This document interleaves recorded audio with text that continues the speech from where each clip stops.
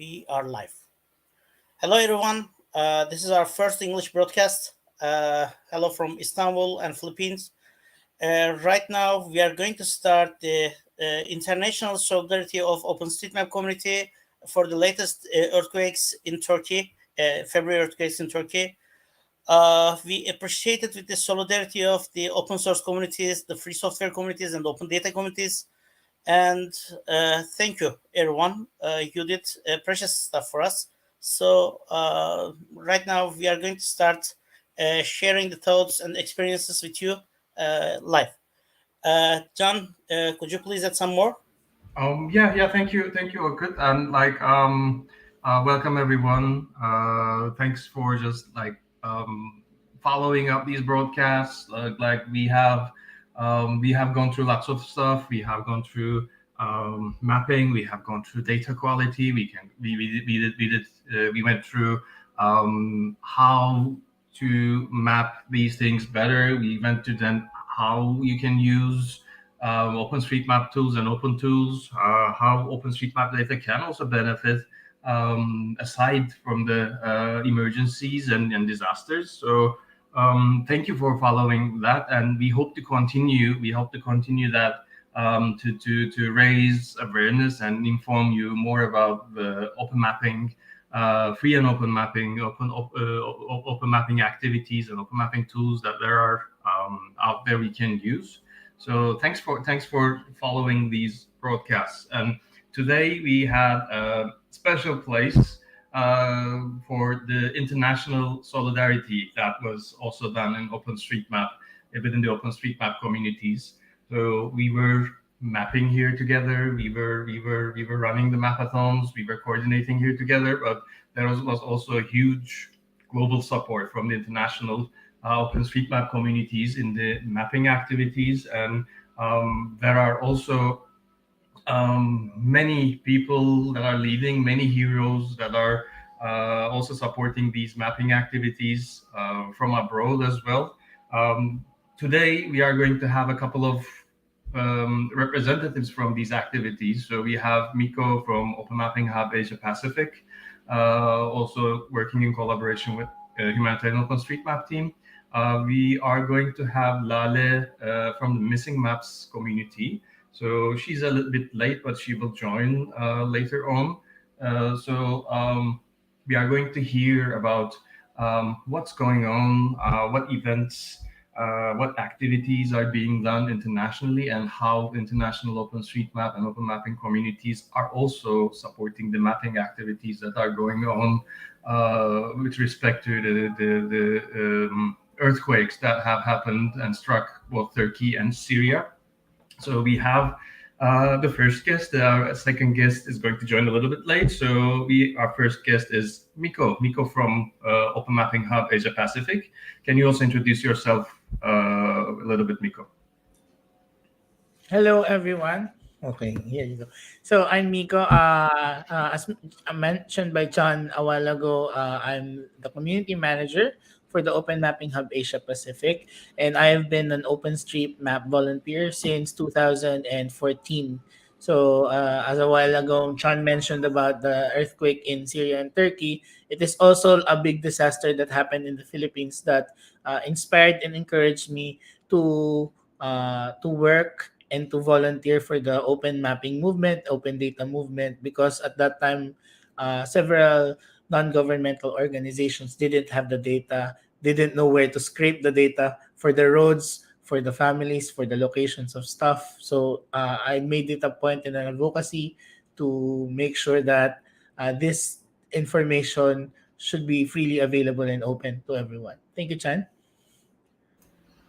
Thank you, Miko. And can you also describe how the AP Hub is also participating in the solidarity activities? And you have kicked off, and you are leading right now an international solidarity mapathon series. So can you also describe a little bit about that, like what you are doing, how many people have joined, what is the goal of that, and who are going to join in the coming days and weeks for that? So can you just give a bit about the general frame Yes. of it.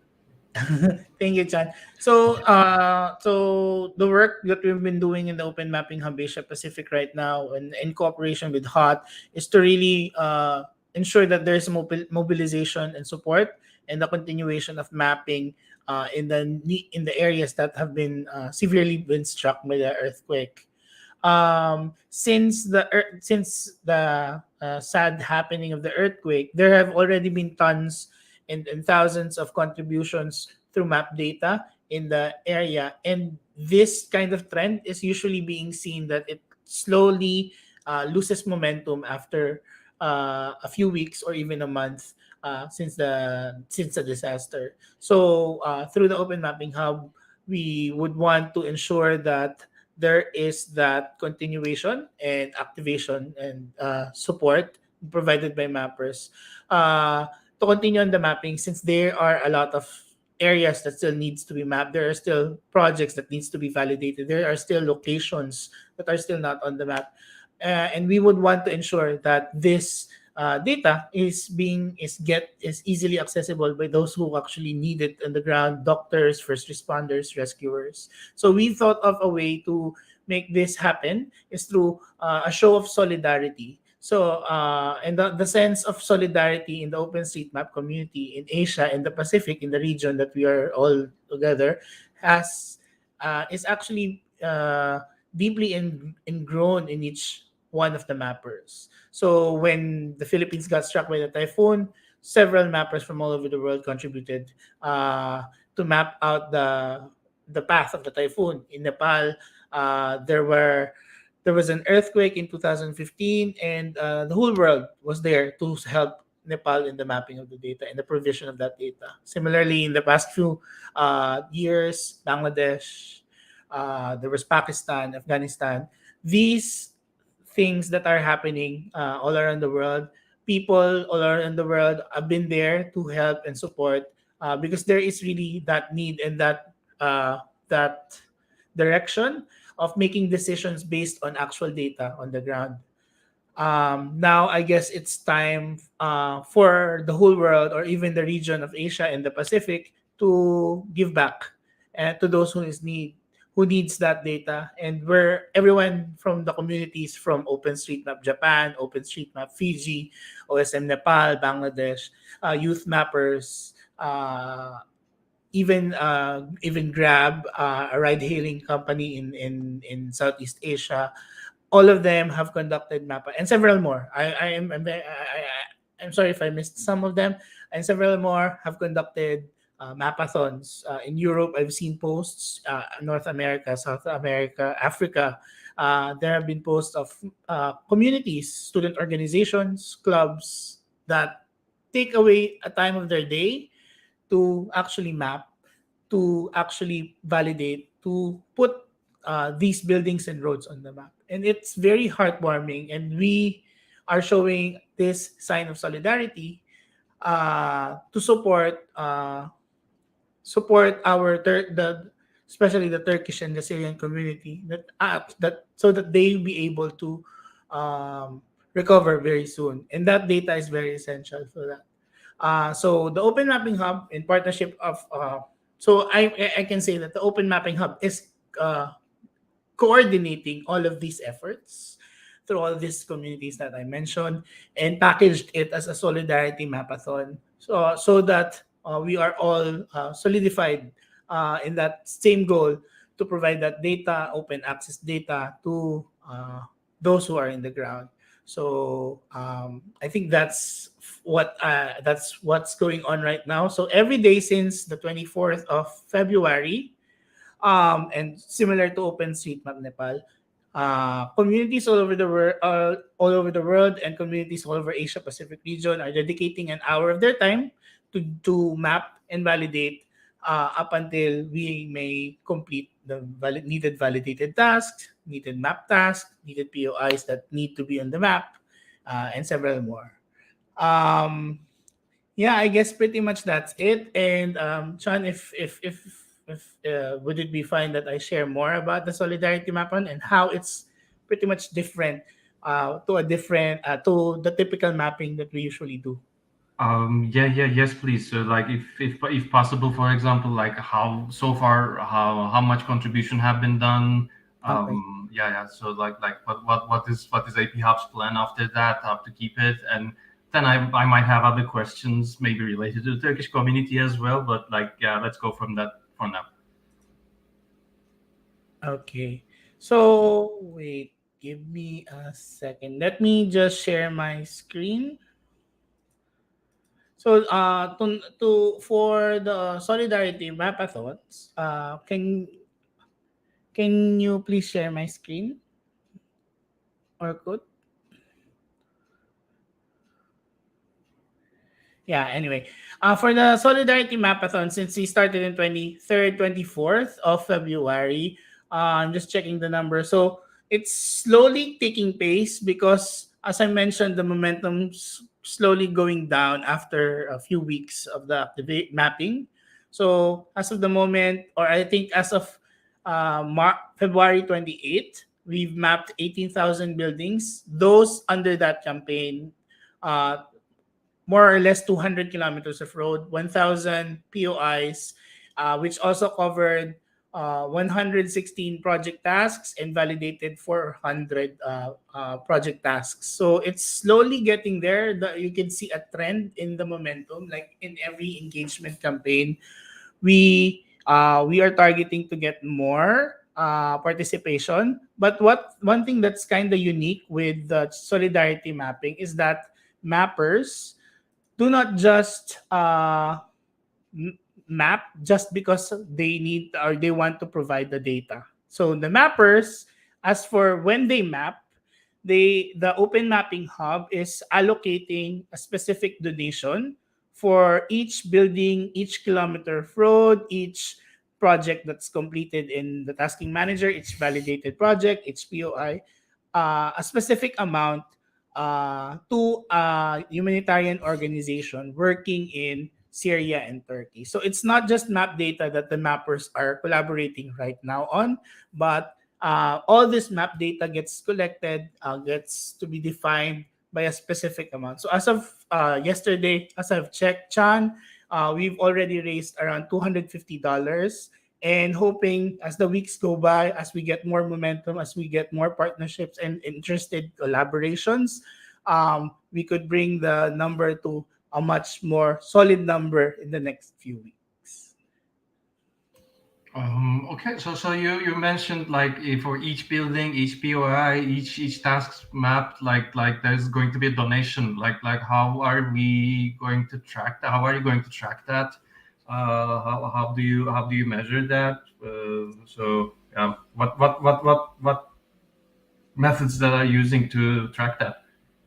Yeah. So right now we're using a combination of tools with the support of the technical team with Shitij, Dinar, our teammates who pull out the data on overpass and they get the statistics. So if a mapper maps something, anything, using and saves his change set with a hashtag SM for ST 2023, it automatically gets detected, it gets pulled out, and then the team submits a report on how many buildings did a mapper map, kilometers of roads, and project tasks. So they are using different tools to identify these metrics that we want. So as I shared in the screen a while ago, for example, if a mapper maps 150 buildings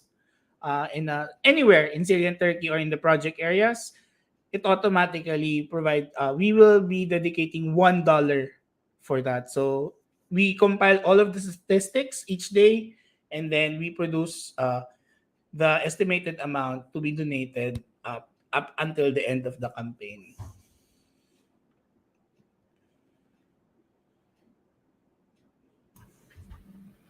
Okay, so yeah, thank you, Miko. Like that's great to hear, and like that's also all of these contributions are not just like for just people in the field, the response teams, or displaced people, or the people that are living in the earthquake region. It's not just a data for you to use them, but like it's great to hear that it is also going to have some support to the causes that are available. So it will do a double good for the communities that are affected from the earthquake. And maybe we can ask about like you also described that you have started your OpenStreetMap journey. Sorry, Sorry. Jan. Sorry, I'm interrupting you, but I'd like to add Lale to our stream.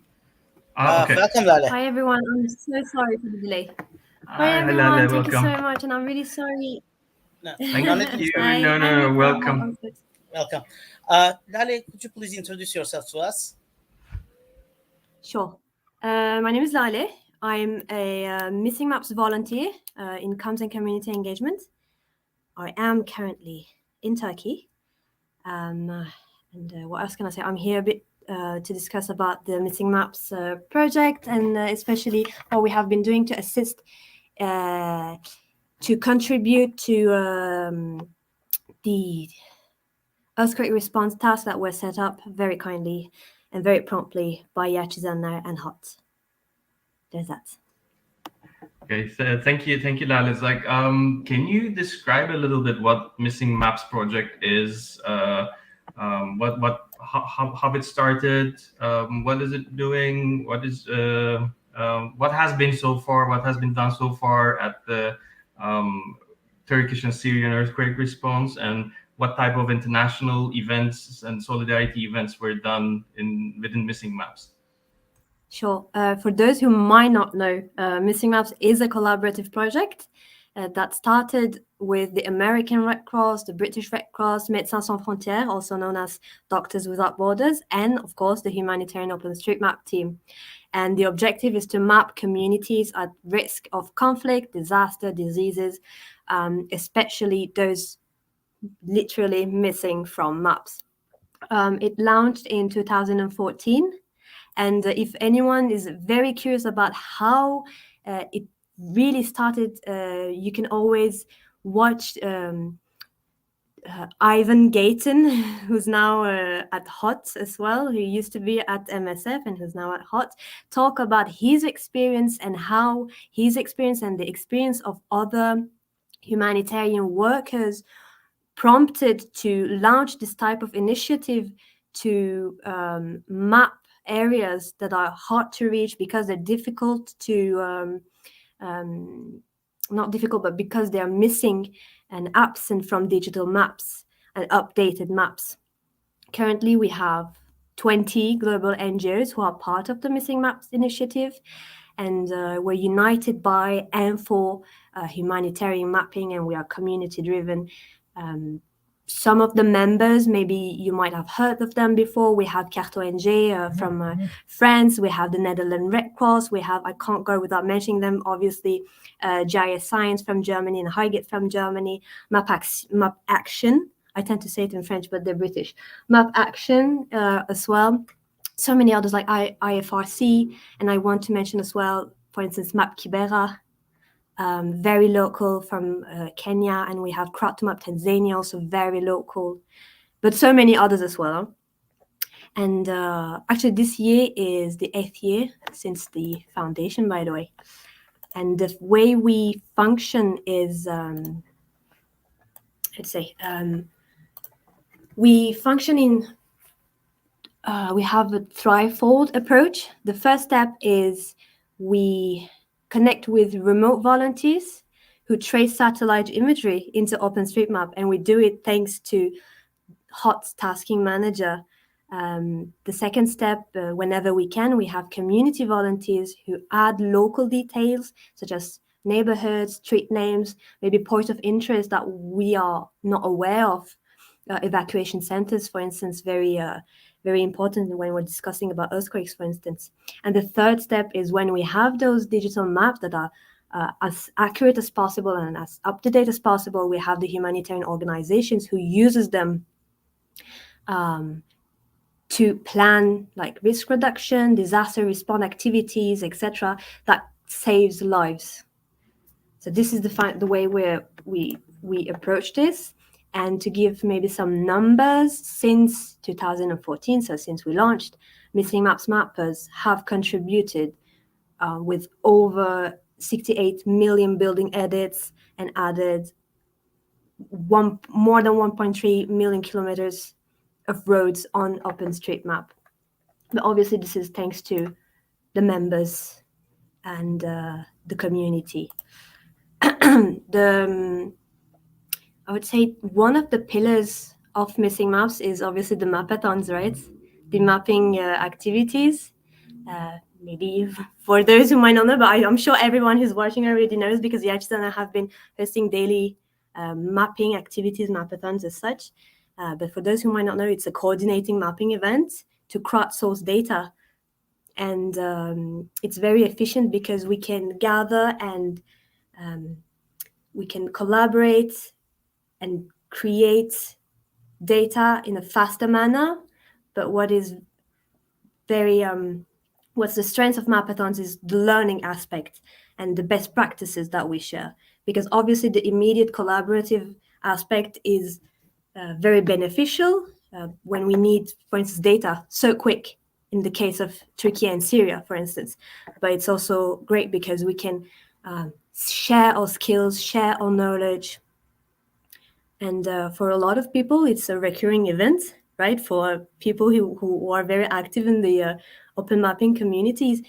But for others, it's an introduction to missing maps, to an introduction to OpenStreetMap, an introduction to humanitarian mapping, and even an introduction to open data.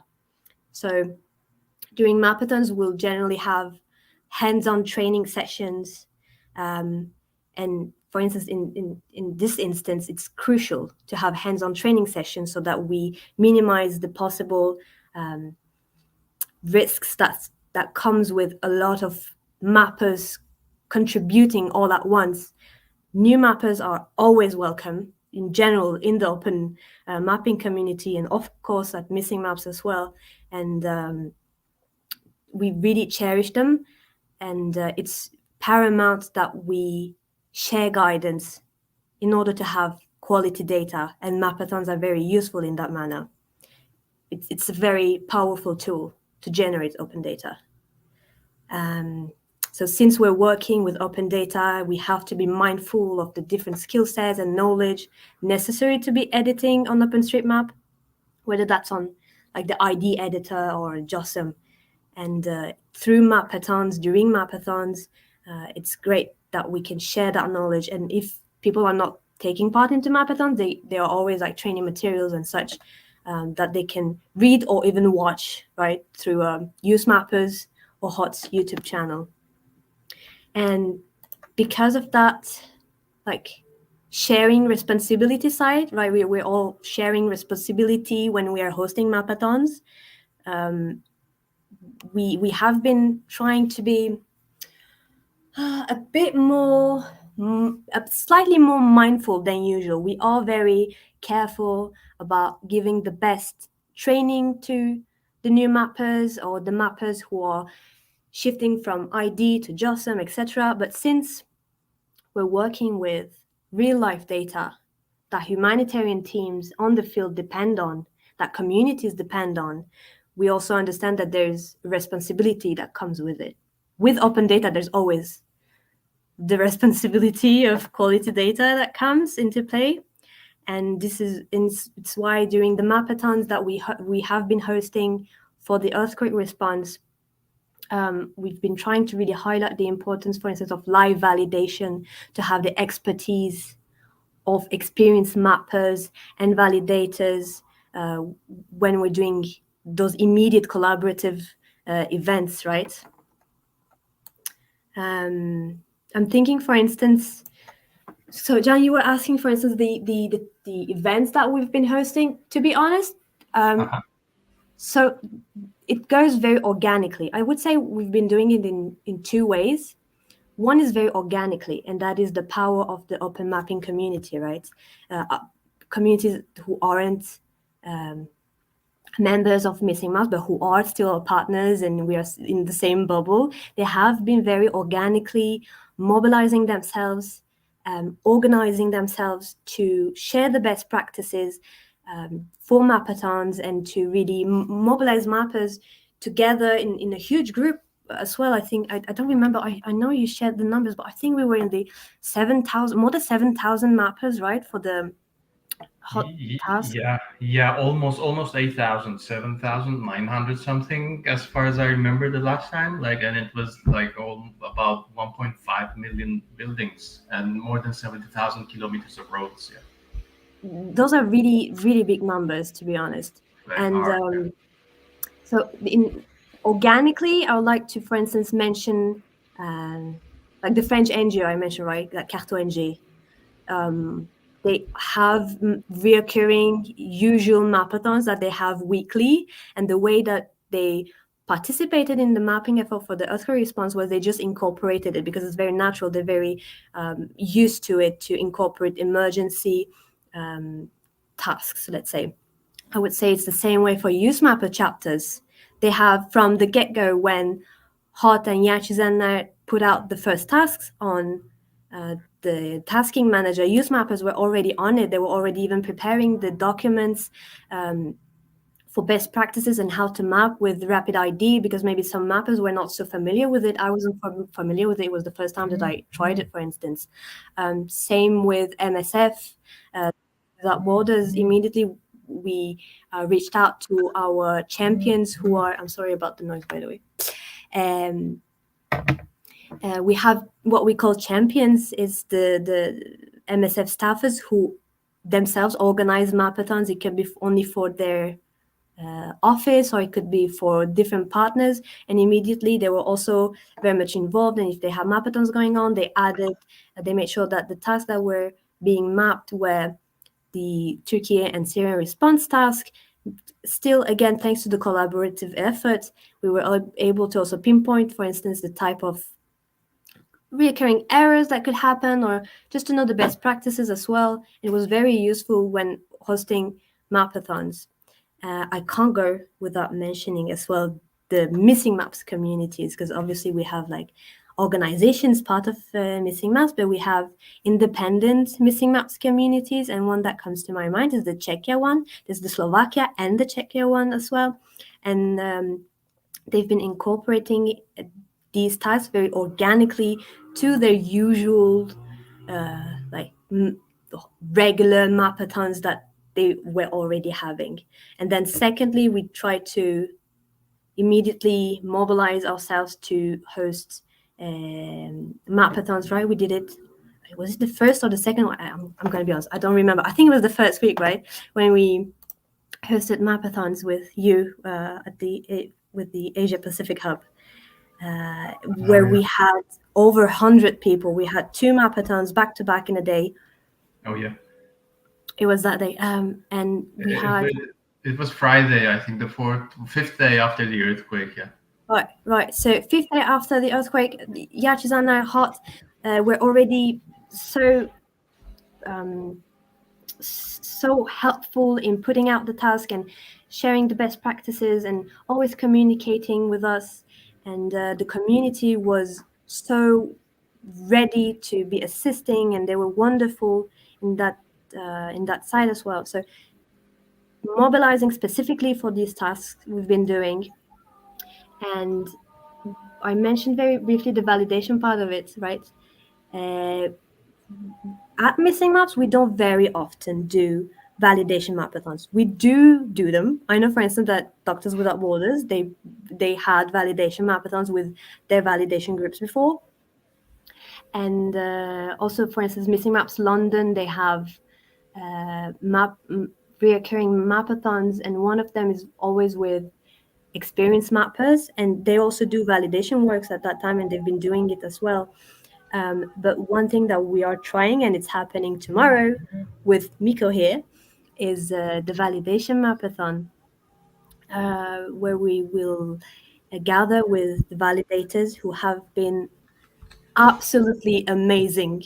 It's been almost a month the 6th, so this next Monday is going to be a month. And so they have been incredible, very kind, very understanding, very knowledgeable, and so great at sharing their expertise, so that people like me who aren't so experienced in mapping can adapt to what is requested and give the best of ourselves. So tomorrow, if you look, dear watchers, if you have a look at hot Asia Pacific hubs, Twitter or Facebook, you will see that tomorrow there is a validation mapathon, and it is part of their solidarity mapathons that they have been hosting daily this week.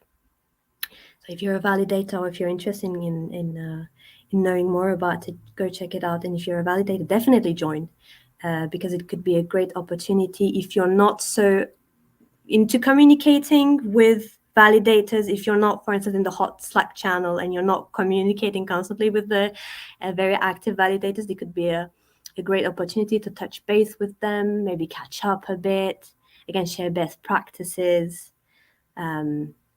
I know it's not going to be a break for the validators. They have been working non-stop for other tasks as well. And there are still other emergencies going on in the world, unfortunately. But where am I going with this? Just validation mapathon. If you're interested, definitely have a look at it.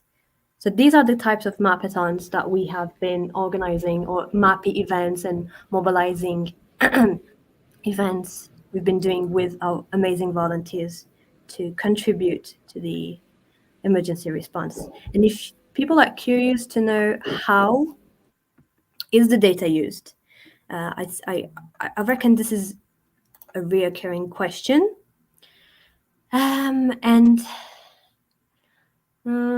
So the thing is,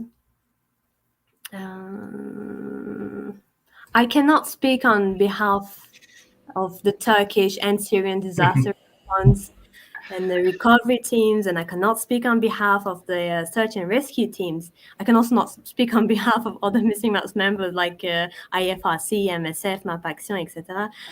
But we know, because they have been publicly sharing it, that they have been using the data generated by mappers, by volunteers, for damage assessment, for road constraint, which is crucial, especially road constraint, which is crucial for the teams on the ground, and population density as well, especially for rural areas, because, of course, it's mostly the city centers, unfortunately, that were affected by the earthquake, but rural areas have also been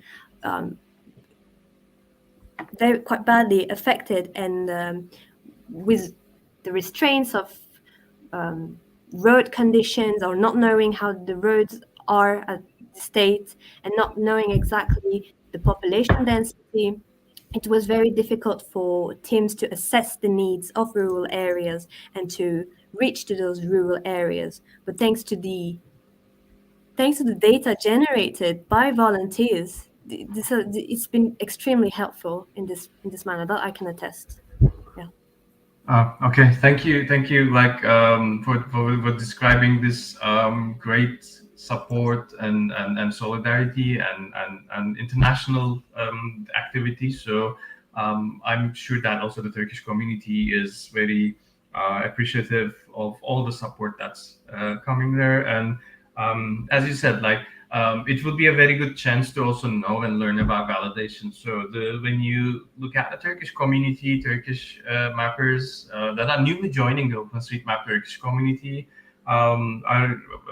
have just learned how to map, buildings, map roads, etc. And within 1 month, lots of people have just like increased in terms of data quality, in terms of the quality of and accuracy of the data output that they're putting. But Miko, like if you want to answer that about like why are we doing those validations? Why is that validation is needed, and what is the importance of that validation after mapping? So also we have questions like, okay, so we have map, but what's after that? And one of the things that is immediately after that is validation efforts. And if you want, can you describe a little bit the importance of validation going there? Yes, definitely. Thank you, Chan. So the importance of validation is essentially to quality assure the map data that remote mappers all over the world are putting in OpenStreetMap. It's like if I ask you to do, Chan, to draw a house based on your memory or based on a picture, it would be a different interpretation from one person to another, especially with new mappers coming into OpenStreetMap. Validation becomes more necessary since we would want to grow the community, and uh, it's some sort of a level of making sure that the data is good or really good to be used. So obviously, if you are a new mapper, definitely there would be some mistakes, etc. And validation or validators are more let's say they are the more experienced mappers who will be checking the work that you've done, who will be telling you, okay, you might have adjusted it a bit, you might have not put in the correct of imagery offset, you might have not merged, or you might have overlap two buildings, etc. So they are pretty much people who guide the mappers or message you if you're a new mapper to how to work better in the ecosystem in the OpenStreetMap community. So it's not just with mapping and buildings and roads, and validation ensures that your roads are connected, because if you just put in roads there, it's not connected to a main network, it would not be routing wouldn't be possible for that to use. Similarly, validation on the ground validation or local validation is there to ensure that your points of interest that people put in the map are correct, are accurate, are properly tagged, and visible. So validation is there to ensure so that we don't mess up the map. I think that summarizes it. So, thank you.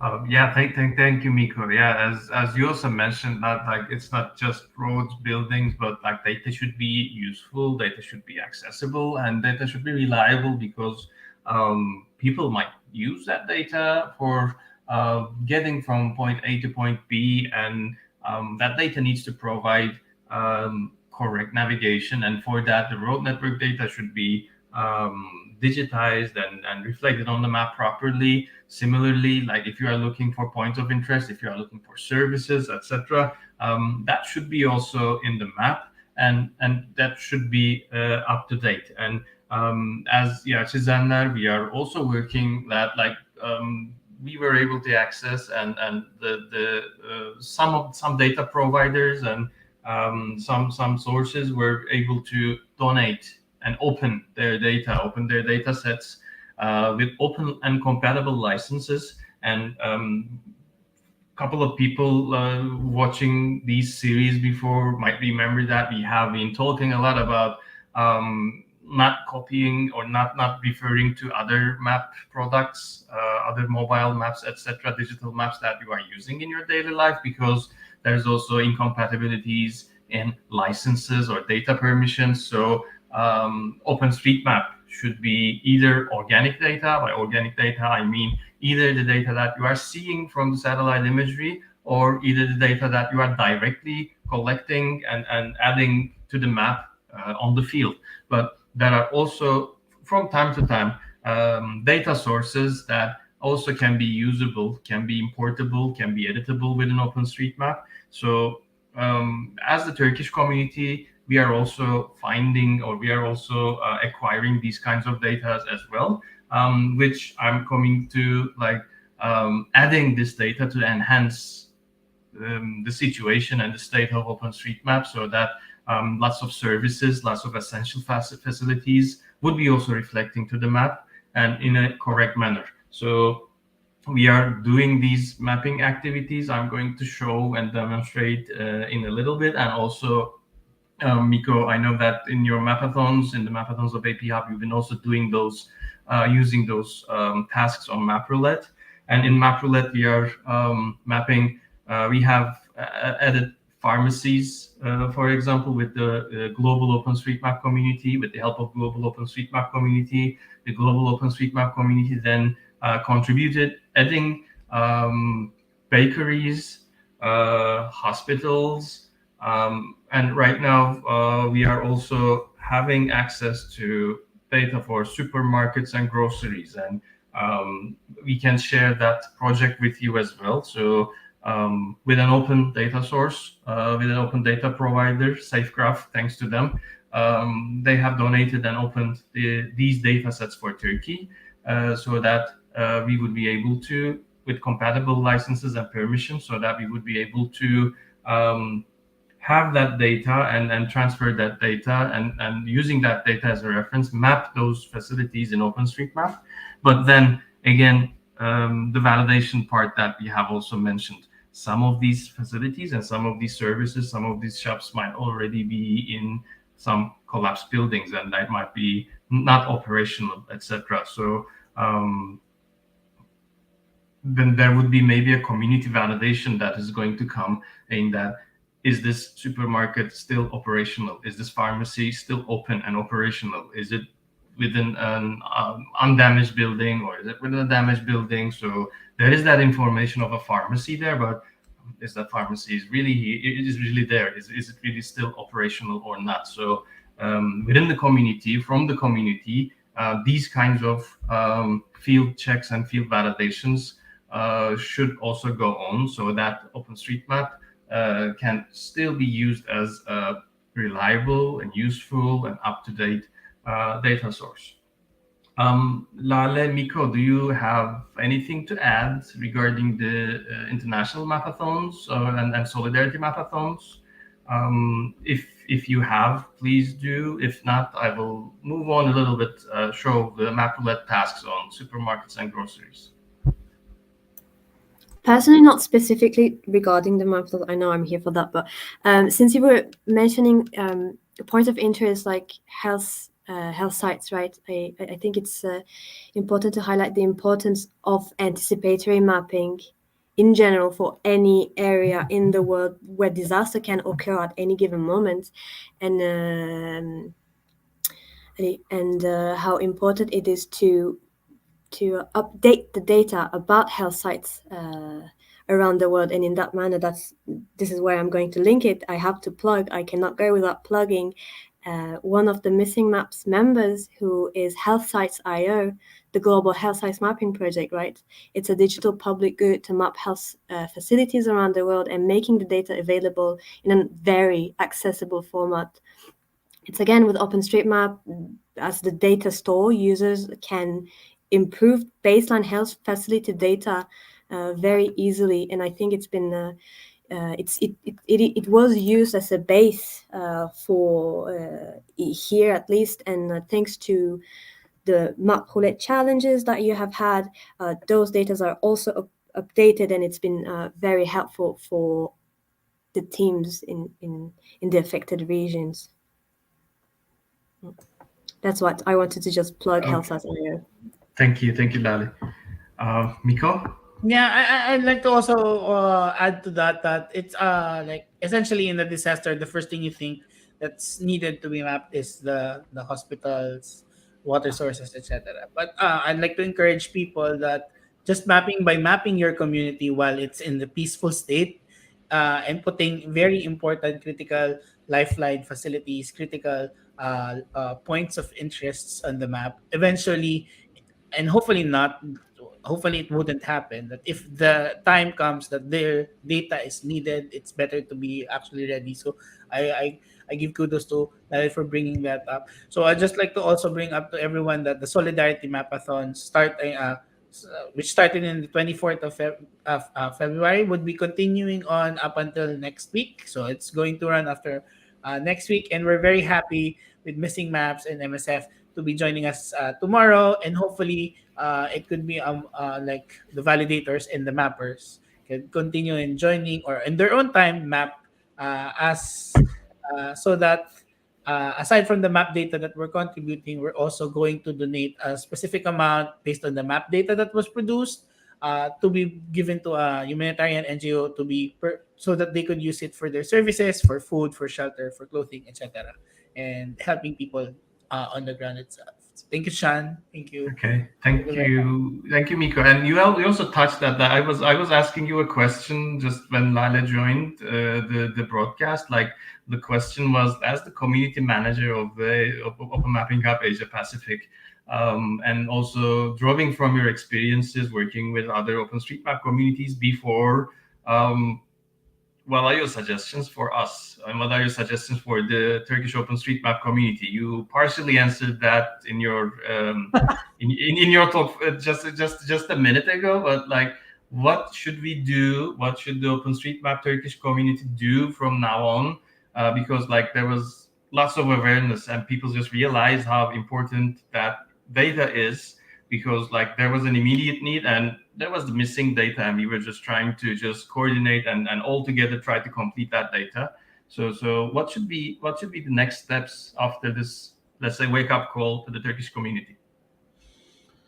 Oh, that's a very hard question, Chan. I think You can pass. You can pass if you like. I'll try to give some recommendations. So yeah, it was mentioned a while ago that it's actually better to map at a peaceful time. Let's not wait for something to happen to start mapping and engaging everyone, because I believe the best mappers would be coming from the local scene, the local mappers, those who would really put in all that information that really those kinds of data onto OpenStreetMap. So in your free time, maybe you could just go out, walk on the park, and look at what you could put on the map and share, and which will be able. And who knows, maybe in the future, hopefully it will not happen. You might use it. I guess one thing I would want to also advise, not just for the Turkish mapping community, but also other OpenStreetMap communities, which I felt is essentially there, is their love for the mapping, making sure that everyone's still involved, make sure that it's your mappers are you check on them, make sure that they're still they're still emotionally there, mentally there, because even I couldn't imagine what the Turkish mappers are experiencing right now. It must have been very, very difficult, very, very hard to actually map.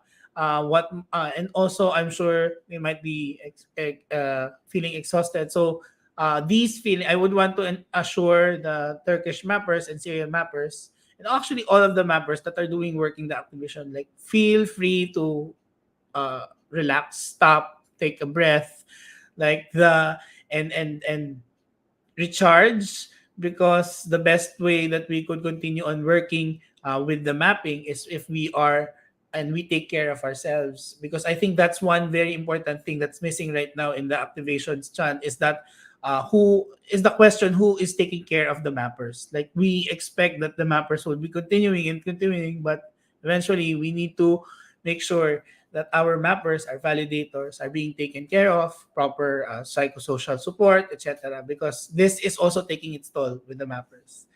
Thank you, Chan. Thank you, Miko. I think that's also very great and valid point. So like, we should also learn from this experience and learn from your experience as well. So we are again like experiencing this scale of an event and activation the first time as a Turkish community. There are lots of people that just joined the Turkish community. So thanks for all those great suggestions and sharing your experience on that. I know it is almost 2 a.m. for Miko, so we shouldn't drag this broadcast too long, to let Miko sleep and rest a bit as well. So Miko's well-being is also important. I'm going to share the map roulette tasks that we have set up and share with the OpenStreetMap communities. So we'll quickly walk you through maybe map one feature and show and demonstrate how you can contribute to those. I know that Miko likes to work with MapRelay because it's just very rapid, very fast, and you are just focusing on certain issues or certain data, and you can just contribute very fast, and just back-to-back edits is very easy. So let me present my screen and show you the tasks. Okay, so first you can go, sorry about that.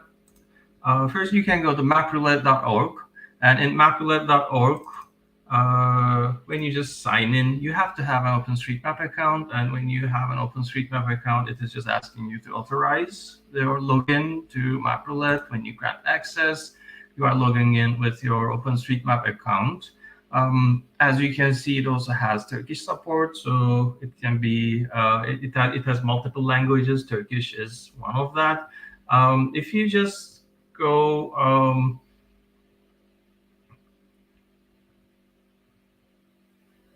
there are featured tasks, but right now the earthquake test task, I cannot find that. But if you just go to find tasks or görev bul, you can just search for earthquake. No, then you can just directly go to supermarkets and groceries. And if you just click the Turkey Syria earthquake response, you can see the active projects. The previous projects that was having pharmacies, hospitals, bakeries, etc., were completed. So there's the only active project that we have right now in MapRelay is the supermarkets and groceries in Turkey.